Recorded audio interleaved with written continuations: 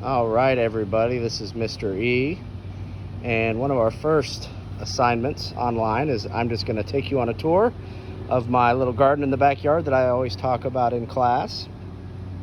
First of all, I hope everybody's doing well and taking care of themselves. Make sure you get all your work done this week for all your classes. So this garden is made up of 4 raised beds.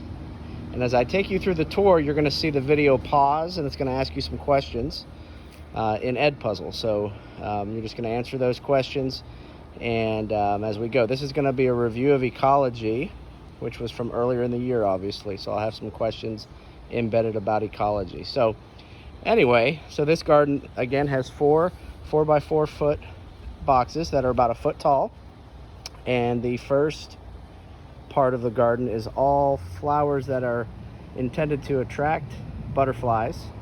This big one over here that looks like squash, that's actually hollyhock. It just hasn't bloomed yet, which that'll bloom big flowers that will definitely attract more butterflies coming up. And if you see, they're starting to fly through a little bit, and you'll see some monarch butterflies. There's one. I'll catch it here in a little bit for you. All right, so this first one is all flowers, and again, the purpose of that is just to attract butterflies and bees.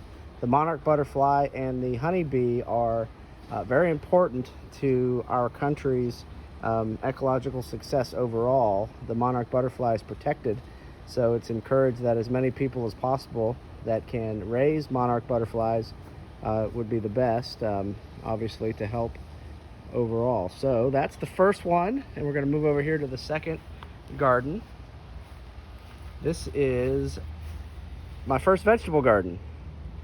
All right, so I've got peppers, jalapeno peppers, and different bell peppers over here.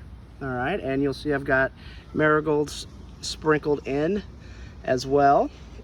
Now, the number one plant that attracts monarch butterflies is the milkweed plant, and I should have made this video about 48 hours ago because all my milkweed plants were fully bloomed, but I've got these little critters that are coming in here and they are munching away at it. So this is a monarch caterpillar.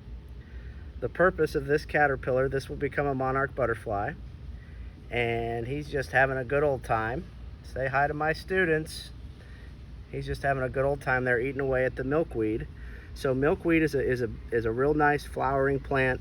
The plants attract the butterflies. The butterflies come and lay their eggs on the leaves. And again, I could have shown you those eggs had I made this video yesterday, but these monarch caterpillars have been eaten away all night.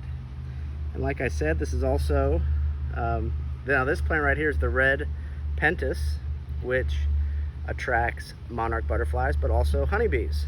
Like we said, honeybees are extremely important to our ecosystem. A lot of people argue that they're one of the most important organisms on Earth. Now over here is a Dax. He's a dog. Yes, he's over there watching me. I told you he might make an appearance, and he'll make many more appearances in this online version of our biology class. This is a flamingo. This is the Florida version of a scarecrow. The flamingo's job is just to oversee things when I can't be here and keep an eye on everything. I'll try to catch it. We've got a few monarchs that are coming into land, so I'll try to catch those if I can. But there's a whole bunch of bees today and a good number of butterflies flying in and out.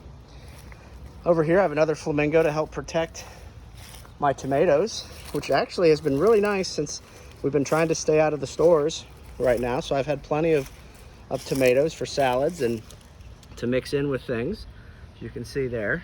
So these are cherry tomatoes. And we'll go one more time through and see if we can catch a monarch while we're at it.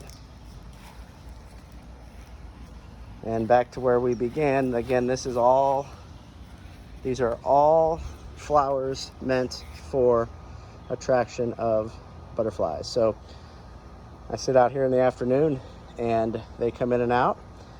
And again, monarch butterfly, the honeybee, very important part to the ecosystem. So this is a good lesson to help us review ecology and a fun way to check out the garden that I'm always talking about at school. And we'll have some more lessons from here in the coming days and weeks.